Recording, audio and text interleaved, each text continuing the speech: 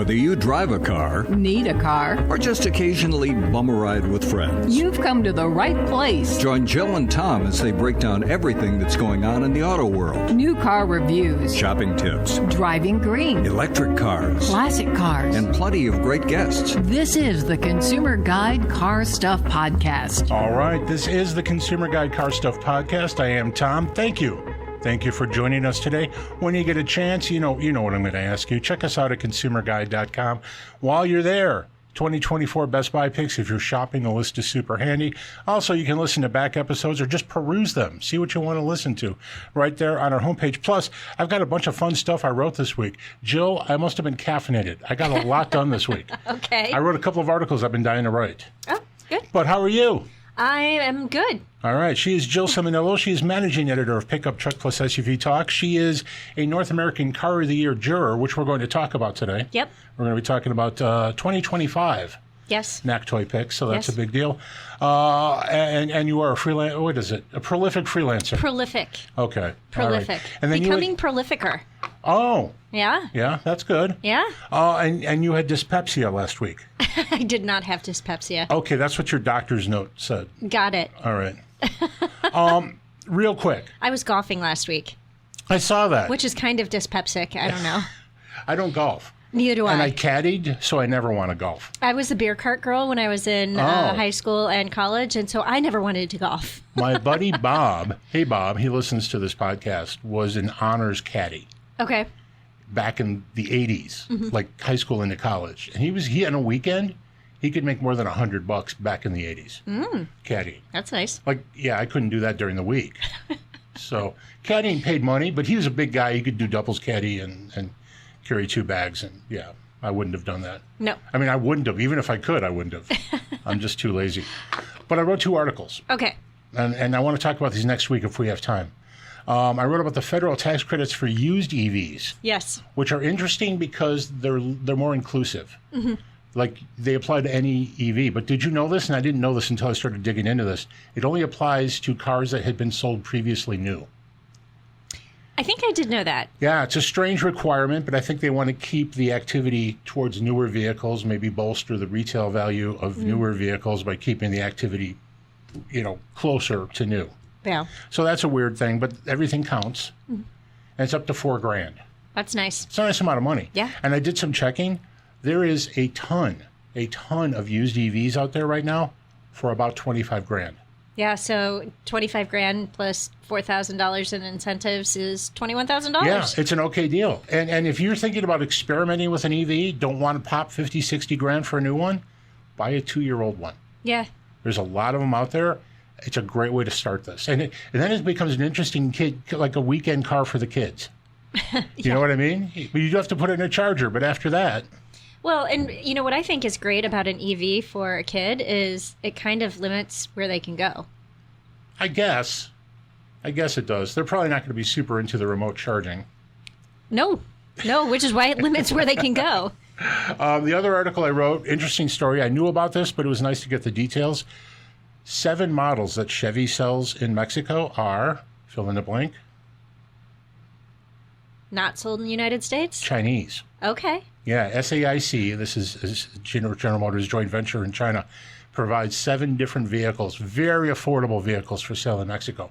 So it's a whole lineup of vehicles we've never heard of. They look good, and they have Chevy grills, and interesting, but they're very inexpensive, and I think they're a little bare bones. Probably. So I wrote an article about those. Maybe we could talk about that because I've got pictures of all the cars and stuff. So, but those articles are up now at consumerguide.com. Okay. Also, Sam Fiorani, I apologize.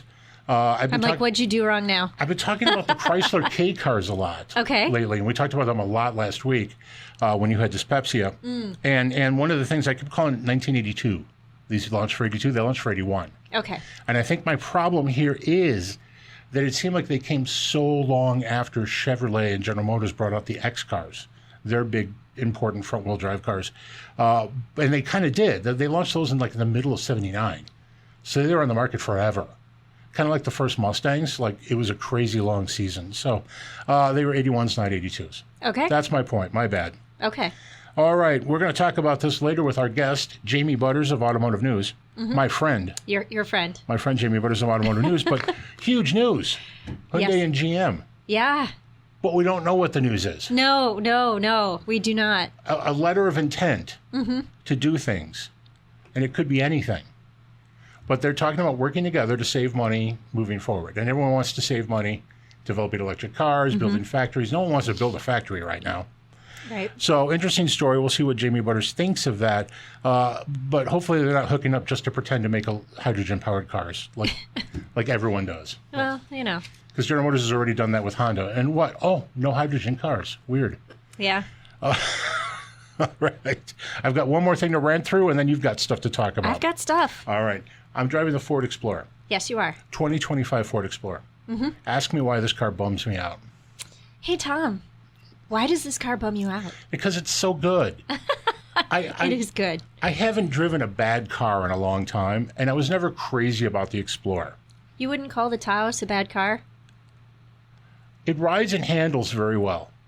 We're talking about the Volkswagen subcompact car, and you and I both dislike it for drivetrain reasons. Yes. It's terrible around town. Yes. With a dual clutch transmission, which they're fixing. Thank God.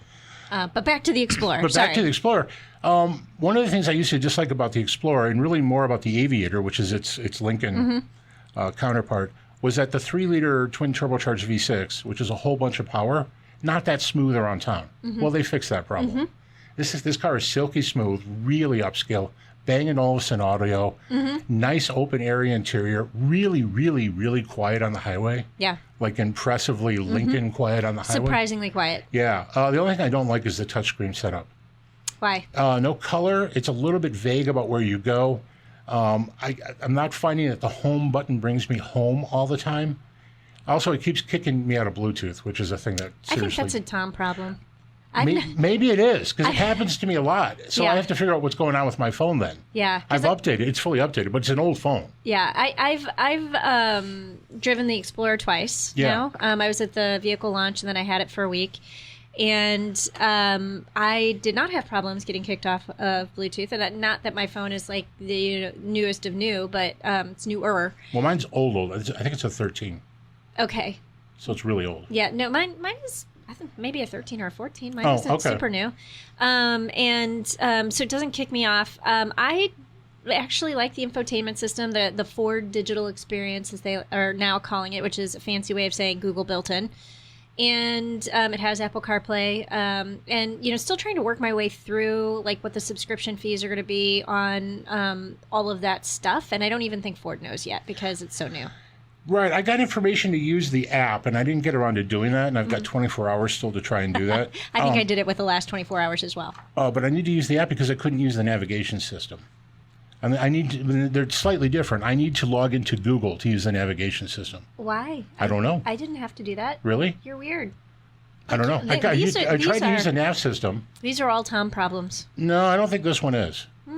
I don't know. Okay. But whatever. It's an incredibly nice vehicle. It is. It is comfortable. So nice. About $42,000 to almost $60,000. I've got the fully loaded 58.9 Platinum with the twin turbocharged V6 is an option, and it's a very expensive option. Yeah. It's $4,500, but it does bring with it all-wheel drive. Yes. So there's that deal. You can do the car for a lot less, and I always thought that the old 2.3 liter turbo was plenty in that car. So very nice vehicle, better than I thought. Also, it handles pretty well. Most Fords do. But it handles better than you would expect a 3-row crossover to handle. Yeah, I mean, my only problem with it, and it's not going to be a problem most people have, is it has a really high belt line. And so as a petite driver, I just feel like, the where's the beef grandma? It's kind of sitting like this, with my arms up in the air, holding the steering wheel. It just I feel very short driving that vehicle. We should do this sometime too and make time to do it. I used to have conversations with Damon about what was specifically it made cars difficult to drive if you were very tall. Right. But I don't really know what the parameters are if you aren't especially tall. Now, my wife and daughter are both about 5'2", so they're pretty short. And my daughter has begun looking for a new car now that she has a job. So this is a thing we're thinking about. Yeah. So, all right. That's enough of that stuff. You've got news. I do have news. You've got 2 news things. One of them involves the Skoda Kodiaq. No. That's your new car in the Rebelle Rally, right? Yeah, the Skoda. No, I got that wrong? You got that wrong. By the way, Kodiaq is actually spelled with a Q at the end, like Cadillac. Okay. Isn't that cute? It's cute with a Q. Yeah. Whatever. Skoda. Right. No. So we finally announced last week, or 2 weeks ago, I guess it is now, what I'm going to be driving in the Rebelle. So I have competed in the Rebelle Rally, which is an all-women's navigational off-road challenge. It takes place over 8 days in the California and Nevada desert. And they take away your phone, they take away your GPS, and you're literally using a map and compass and things like that to be able to navigate through the desert. Excuse me. There is no excuse for you. So previous 2 years, we have driven the Hyundai Santa Cruz, which is a compact truck. We were in the X-Cross class, which is for the SUVs and things that don't have, four-wheel drive. This was all-wheel drive. So now we are changing classes, and we are going to be sponsored by Ram this year. Is that the distinction? X-Class is basically... four-wheel drive or all-wheel, or it's all-wheel drive versus four-wheel drive. Okay, and for people who don't know the difference, four-wheel drive is basically a system with like low-range gearing, and a center transfer case. It's better for serious off-roading. Yeah. So 4x4 is like the serious off-roading, and it takes you to different places, harder to get to places, beautiful places. But I'm certainly, and we're going to be driving the Row, which, by the way, does not exist yet. So the Ram 1500 Row. Well, first of all, is it called Row? RHO, Row. But I don't know. Oh, okay. I've been calling it RHO. I've been calling it the Row. A thing for which there's no explanation given. Yeah. Like, we don't know what RHO stands for. I think it stands for Ram High Output because it has a high output engine, but I've heard other people say it does not stand for that, so I don't know. So to stay consistent, you are not large. No. And the Ram is very large. It is very large. So how's that going to work? Phone books? Will you sit on phone books? Thankfully, I'm not the driver. I'm the navigator. And where can you get phone books anymore? Yeah, you can't. But the good news with the Ram RHO Row is it has adjustable pedals, which is a totally key thing for somebody my size, and highly adjustable seats. And, it's essentially the vehicle that's kind of replacing the TRX. So it's meant to be desert, off-road, high performing vehicle. It's replacing the TRX, but it's more sane and more affordable. Yes. It's actually the more interesting vehicle, in my opinion. Yeah. No, it's fascinating. And like I said, we haven't driven it yet. The first time we will drive it is in the competition. Oh, wow.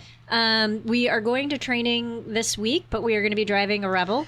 So in the rally, for this rally, does that vehicle get prepped in any way? Like, is there any additional equipment? No, because that's pretty ready to roll. Yeah, so we will be driving bone stock this year. So previously we've had like suspension lifts and modifications and things like that. But no, we're not making any modifications. I mean, we're going to obviously have gear that we're adding, but we're running in bone stock, which means there's no aftermarket additions. And is that typical for the class?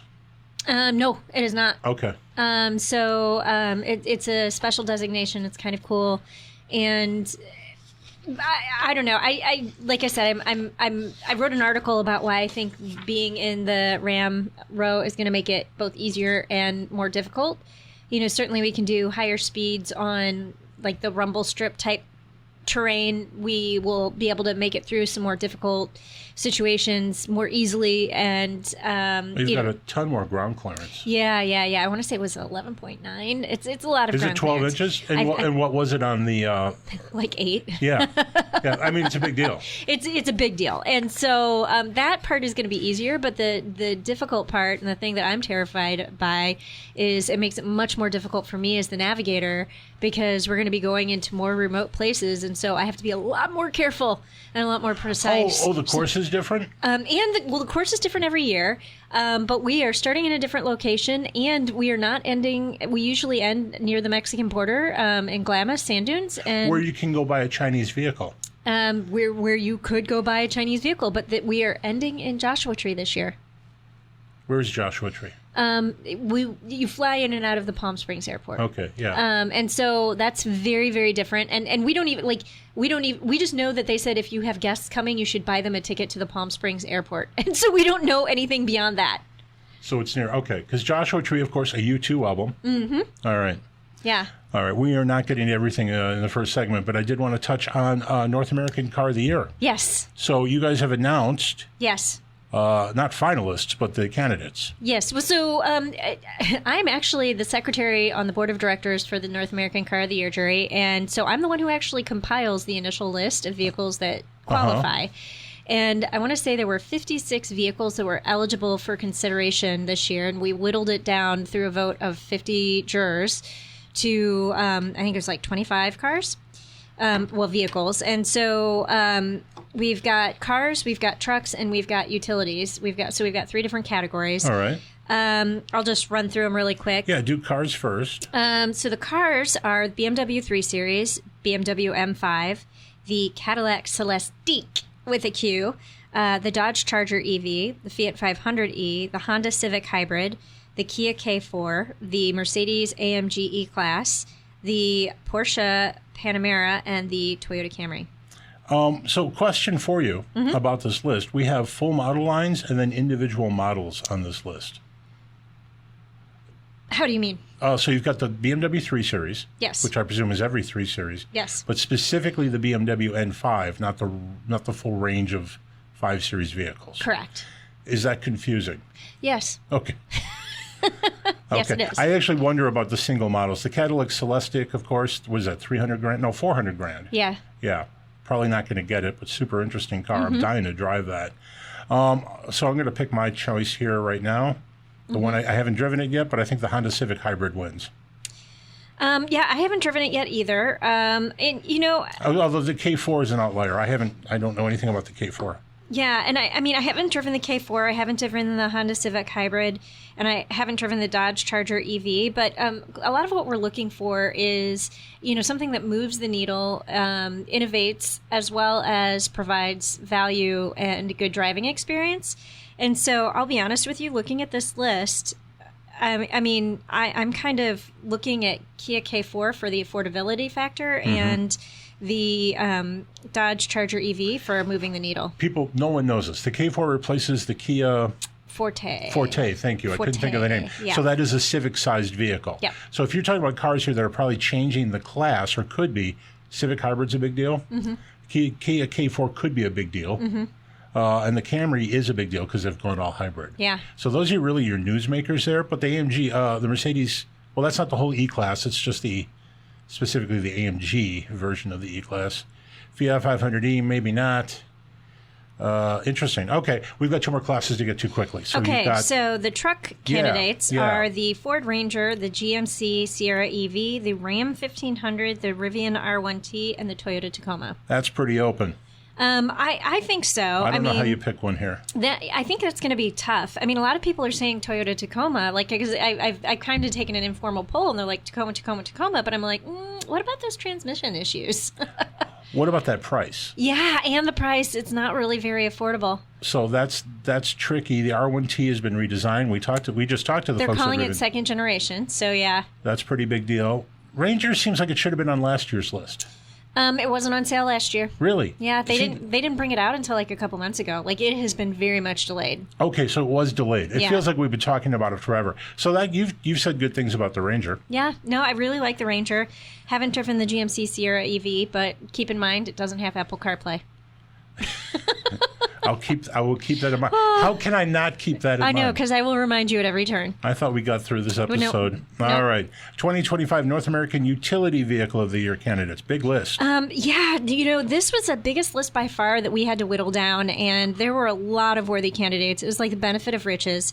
So we've got Chevy Equinox EV, the Honda Prologue, Volvo EX90, the Hyundai Ioniq 5N, the Hyundai Santa Fe, the Jeep Wagoneer S, Lincoln Nautilus, Porsche Macan EV, Toyota Land Cruiser, and the Volkswagen ID Buzz. I've heard good things about the Macan EV, and that is a relatively high-volume vehicle. I know it's a Porsche, but it's their best-selling vehicle. Not the EV, just the Macan. The Macan, yeah. So that's interesting. Wagoneer S, Dark Horse, that could be very good. Yeah. Has anyone driven that yet? Nope. Okay.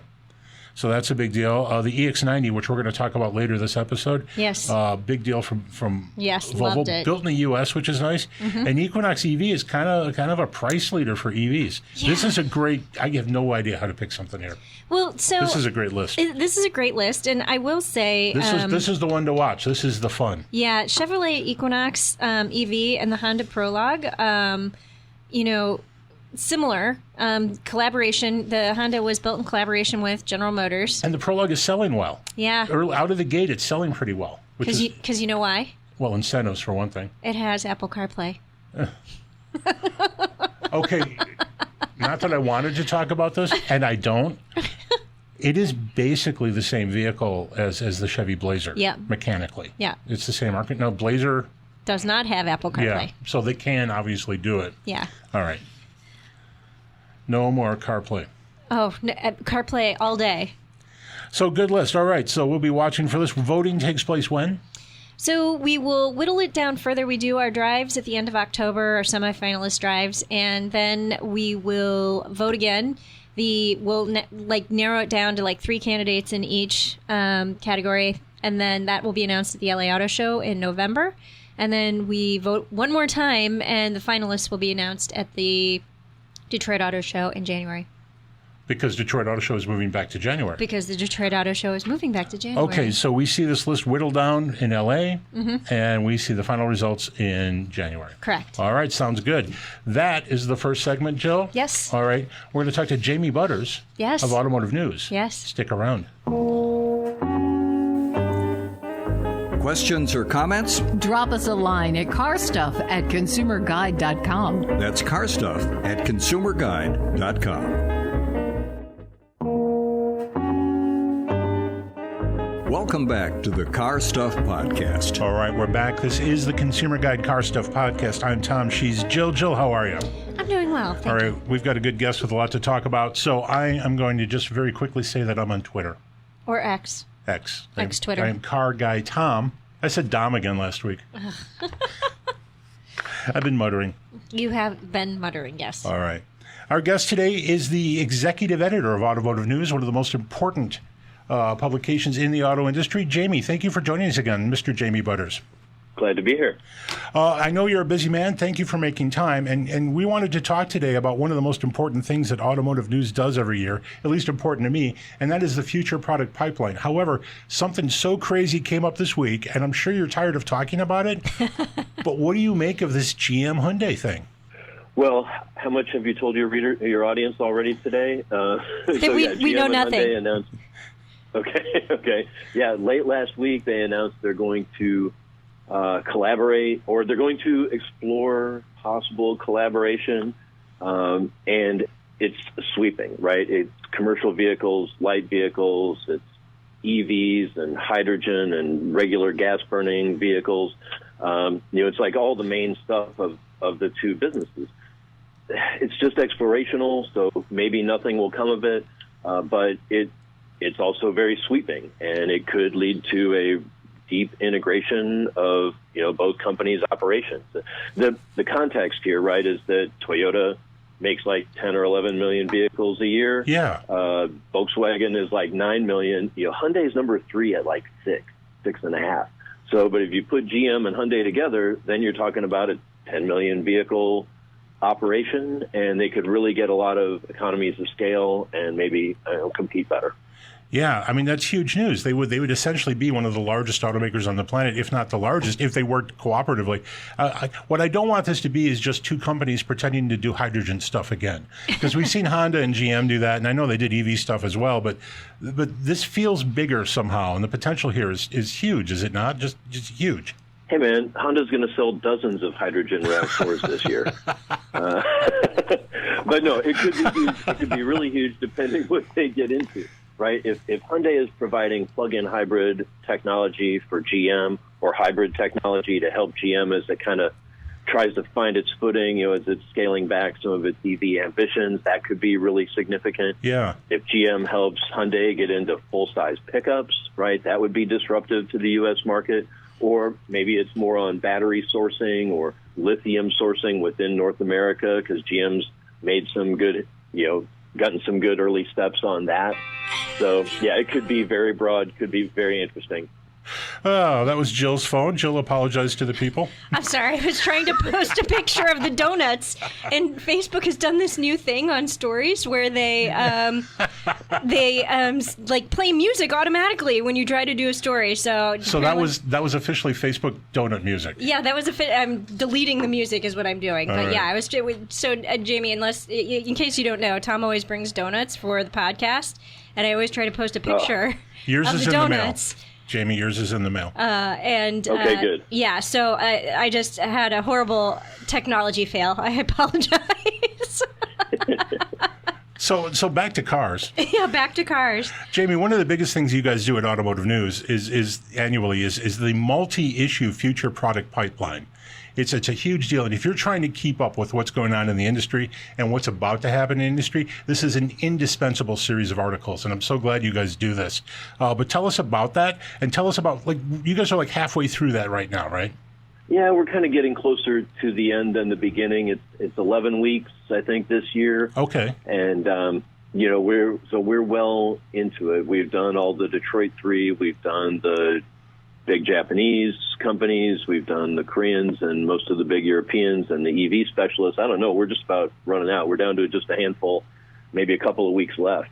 But it's a huge project. It's something one of my predecessors came up with, and it's a really audacious goal. The idea is to go brand by brand through the entire, U.S. auto market and project what each brand is going to produce over the next several years. It's a lot of kind of spy work. You want to have sources, some of the analysts, some of the people within the companies sometimes. The companies try to keep this stuff really secret. And sometimes, we'll not uproot something.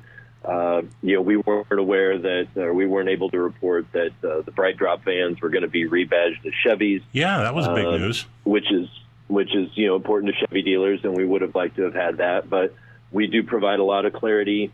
And one of the things that really came out this year is sort of it's the reality. It's getting down to the nitty-gritty of how brands are adjusting their EV strategy.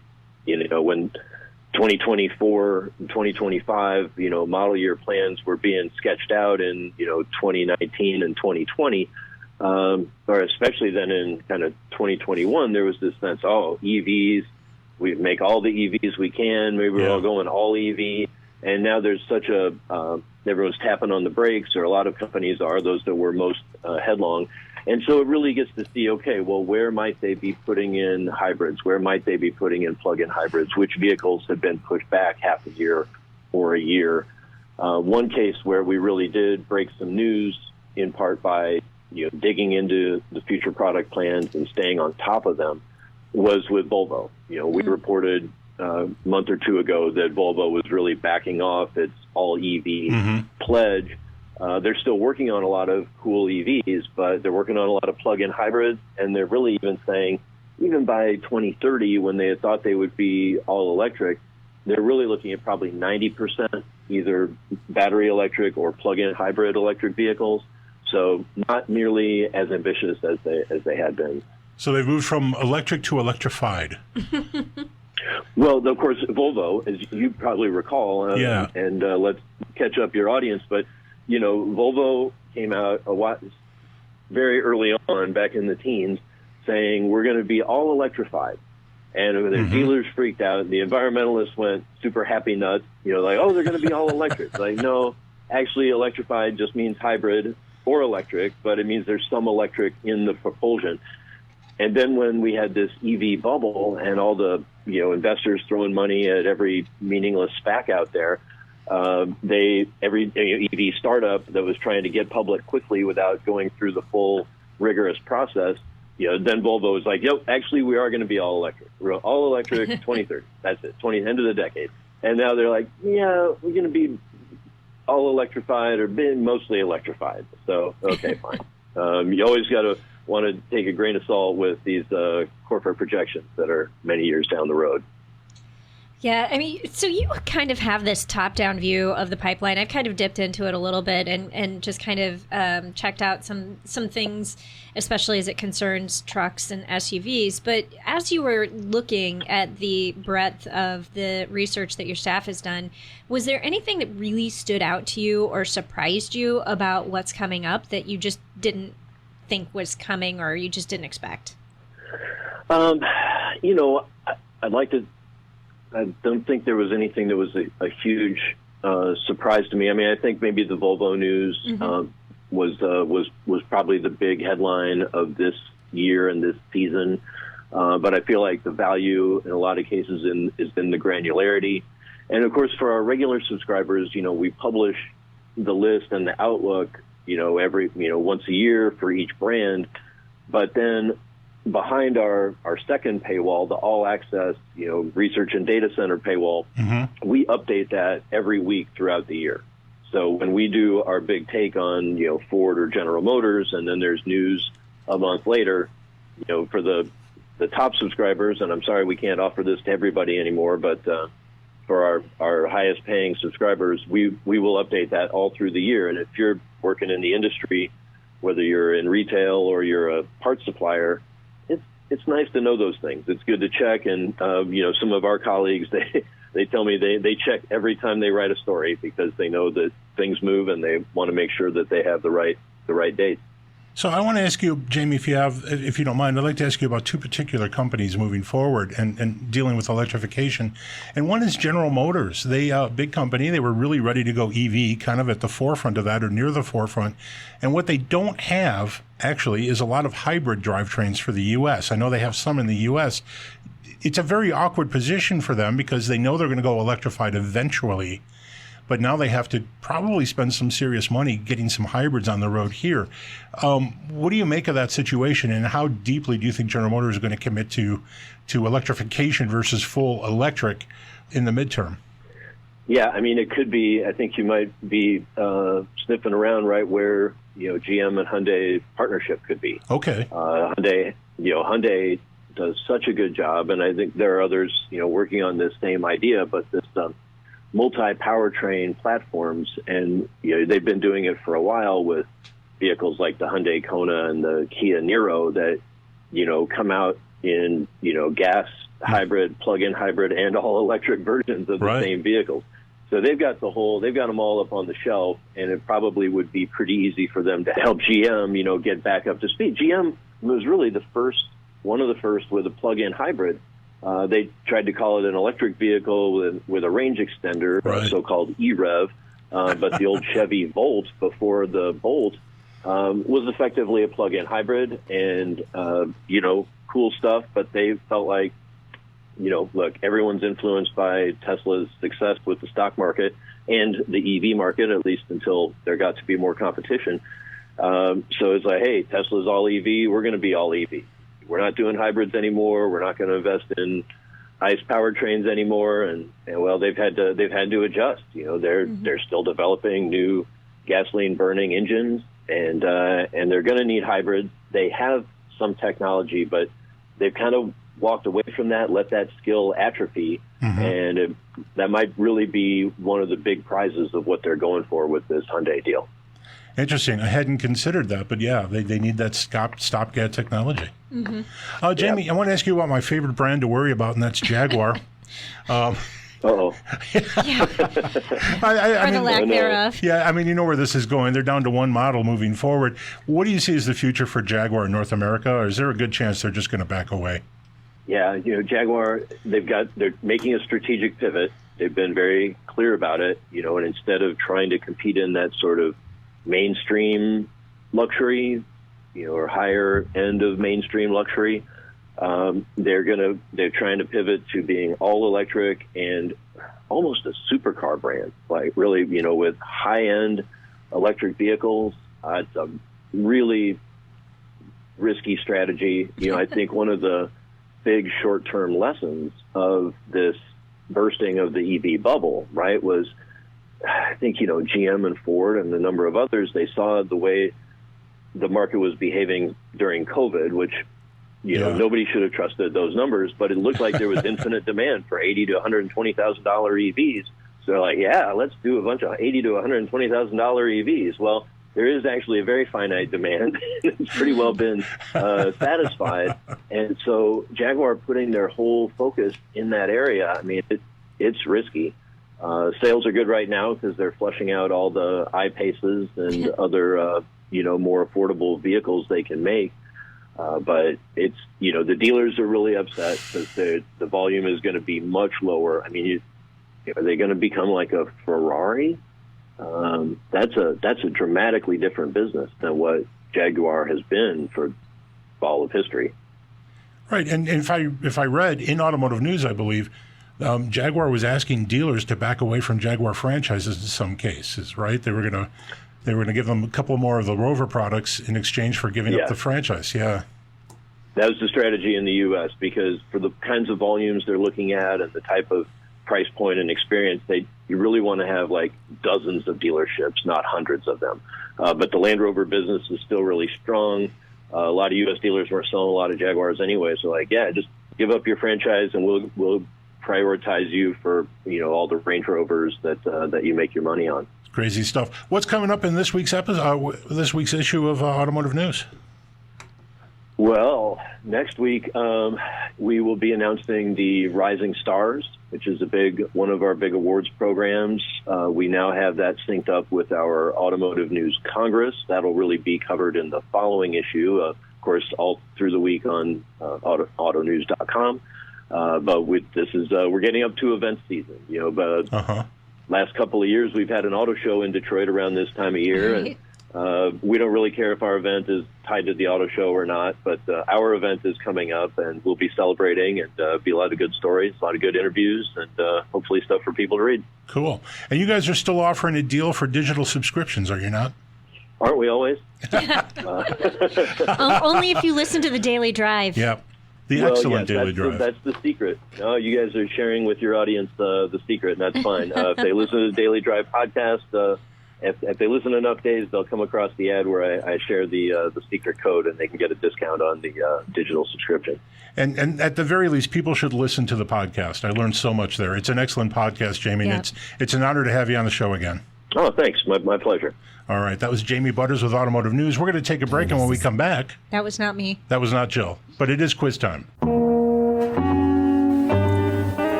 Questions or comments? Drop us a line at carstuff@consumerguide.com. That's carstuff@consumerguide.com.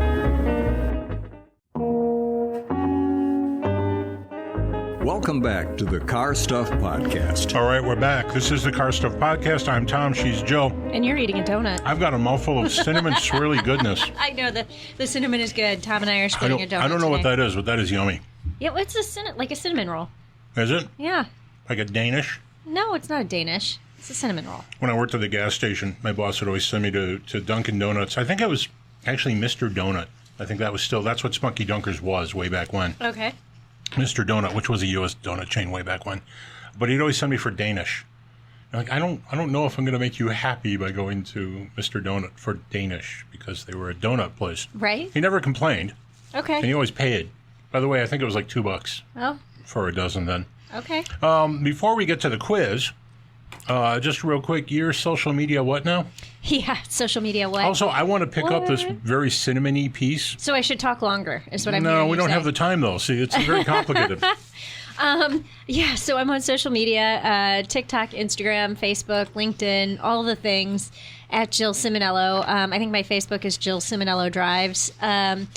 You think? I think. You search for Jill Ciminillo. I'm the only one out there. And if I'm not, then somebody is spoofing me. But there was a fake account. There was a fake account. I got it taken down. I'm verified. I have a blue check mark. That was me, by the way. Thanks. I figured that was you. But no, I keep my Facebook page totally public. So you don't have to friend me. You can just follow me. But yeah, so at any rate, all the things at Jill Ciminillo, and I use the hashtag car du jour. So you would have had plenty of time to eat that I donut. guess so, but I had to sift through a bunch of paper. I only sound organized, and maybe I don't, but I had a lot of paper to sift through. You never sound organized. Now I'm gonna take a bite of my donut. All right, you do that. Are you ready for the quiz? Mm-hmm. Today's topic is Stellantis.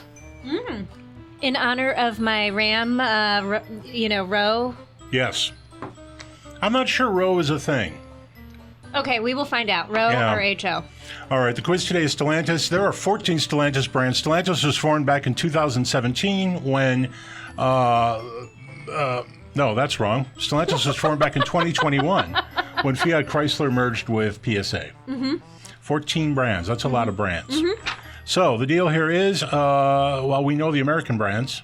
We do. Chrysler, Jeep, Dodge, Ram Commercial. That's all of them. And Fiat is here, which was a mistake. Alfa Romeo. No one apologized to me, but yeah.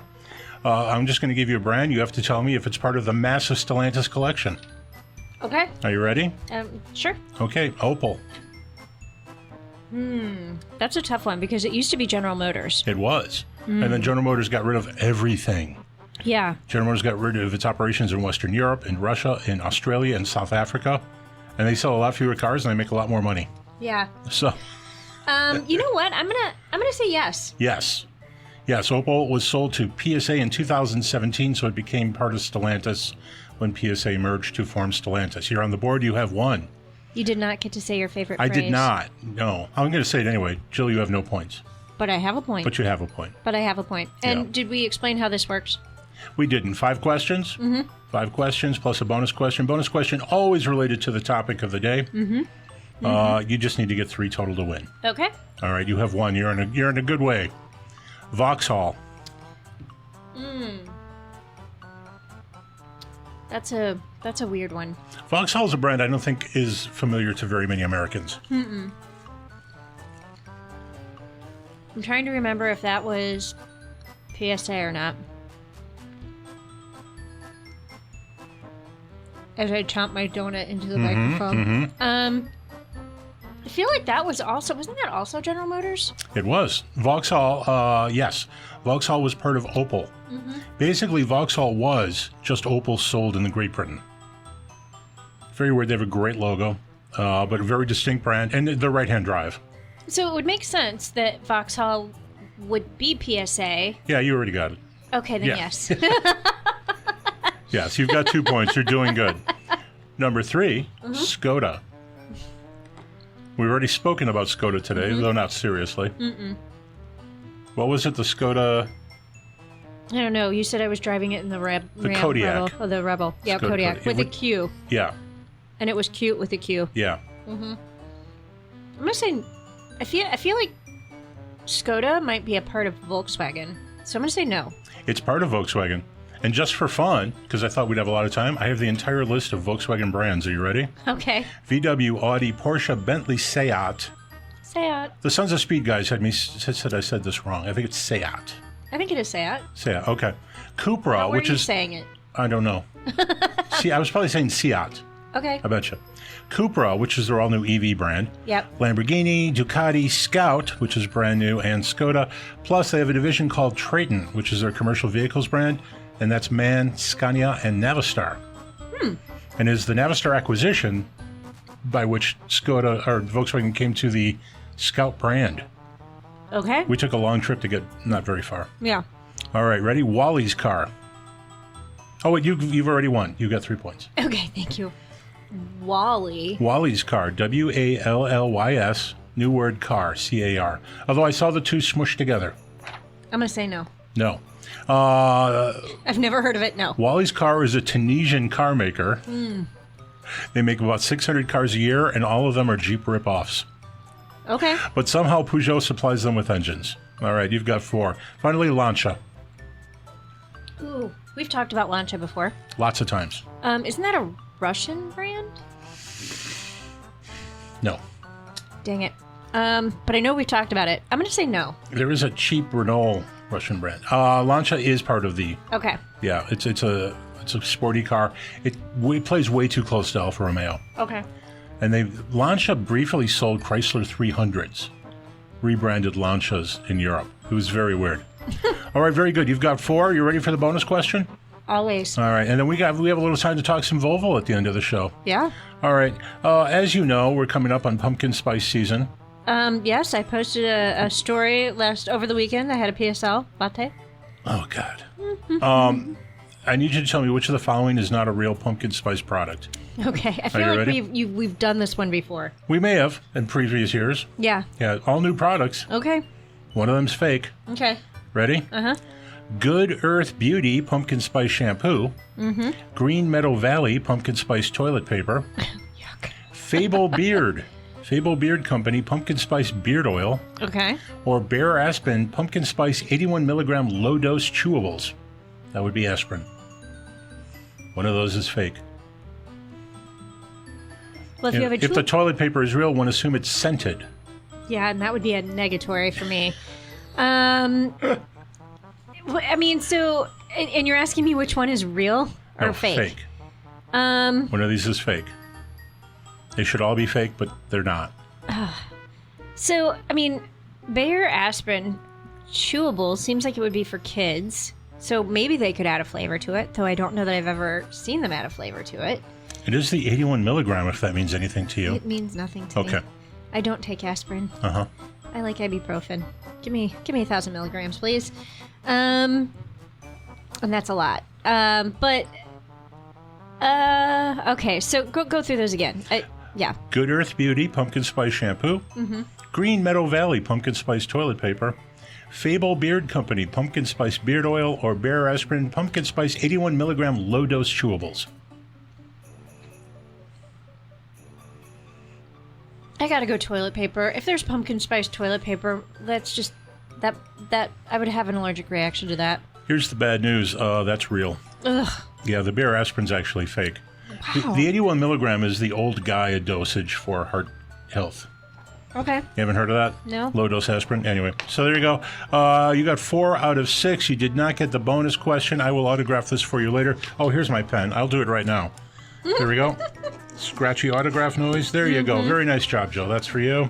Yes. There you go. You passed the Stellantis quiz. And you, a long time ago now, 7 or 8 years, you drove a new Volvo product, and your ability to discuss this product has been compromised by some delays in the marketing of the vehicle. Well, it was not delays in marketing the vehicle. It was delays of the embargo. They put the embargo the day after Labor Day, which was the day after our episode aired, and then I was gone last week, and so this is just the first opportunity that I had. Oh, okay. So we're really late to this news. We are, in fact, a little bit late to the news, and I blame you. Okay. Yeah, I'm just blaming you. Yeah.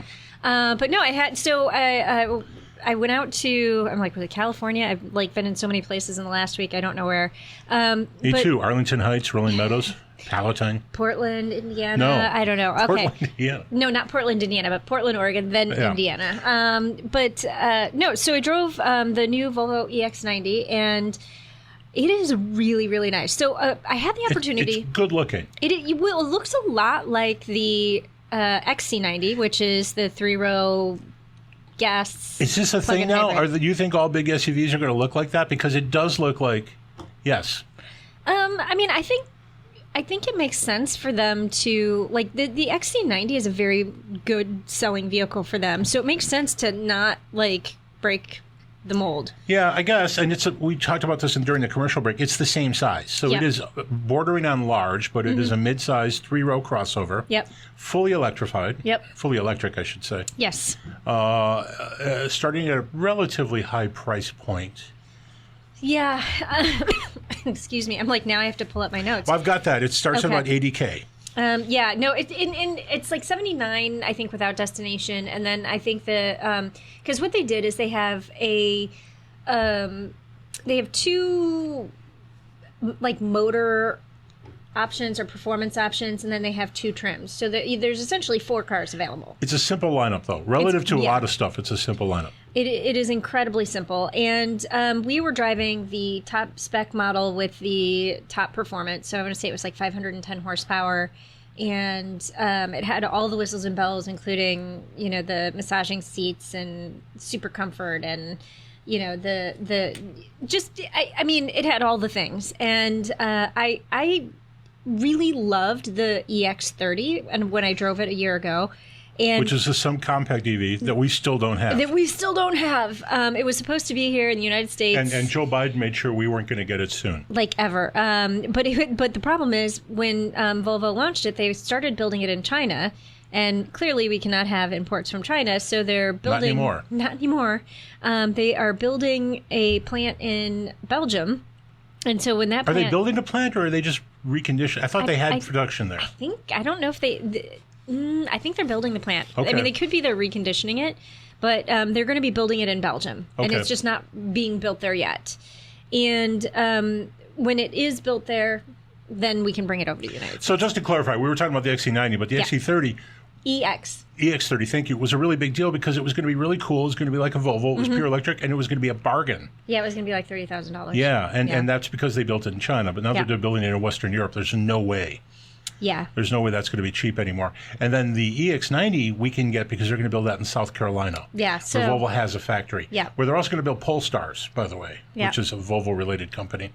Yeah, but so one of the things I find really interesting about this vehicle is there really aren't that many three-row EVs currently available. So you have the EX90, you have the Mercedes EQB, you have the Kia EV9, the Volkswagen ID Buzz, which is coming, the Rivian R1S, the Mercedes EQS, and then the Escalade IQ, Cadillac Escalade IQ. So, I mean, that's what, 7? Yeah, and that's an it's a segment that hadn't been addressed before because before that EVs were either small and supposed to be cheap or they were very high-end luxury vehicles. So we're now to a third wave of electric vehicles that are sort of practical. Yeah, but good family vehicles, and you've got like 300 plus miles of range. And no official range yet, right? No, the 300 plus miles of range. I feel like they sent us a note after we drove it, and I want to say it's like 310 miles of range. Okay, because I saw a bunch of estimates online. I didn't see a final number anyplace. Yeah. All right, so this is a big car and nice. It's really nice. I think they did a great job with the fit and finish. The Bang & Olufsen, I'm like, do I have that right? I have like too many different sound I believe systems B&O is always their top trim level. Yeah. Or top trim audio system. It is amazing. I was having a Bowers and Wilkinson moment there for there's something I recently drove had that. But sound system is amazing. It like they have this sound experience, and you can like press a button in the sound system and you can do the 3D surround, and it literally sounds like the sound is going around you in a wave. And it's really, really cool. Funny thing about that too is I think Volvo does offer both Bowers and Wilkins and Bang & Olufsen, and Bowers and Wilkins and Bose. Bowers and Wilkins is the audio system. That's the premium. Yeah. Those two particular audio system brands are the only ones that aren't part of the Karman family of brands that's available in the car right now. So Bose, which will license their name to anything, and Bowers and Wilkins, which is independent and very, very good. Yeah, but I was so impressed with just everything about the vehicle, from the quietness to the power to the driving to the seat comfort. I pretty much loved everything about this vehicle. So I recently spent some time in the Kia EV9, which is about the same size as this. And that tops out in price right around where this starts, right around $80K. But that vehicle I found to be incredibly practical. But I found the load floor, just the floor of the vehicle, to be surprisingly low, given that there's a big battery down there. And I find it super easy to get in and out of, and just the space inside. Very family friendly. Same thing with the Volvo? Yeah, absolutely. Whenever I look at a 3-row SUV, I always think in terms of, will I be able to get my mother into it? Because she has some mobility issues and she uses a walker. Happy birthday to your mother. Yes, her birthday was on Saturday. Thank you.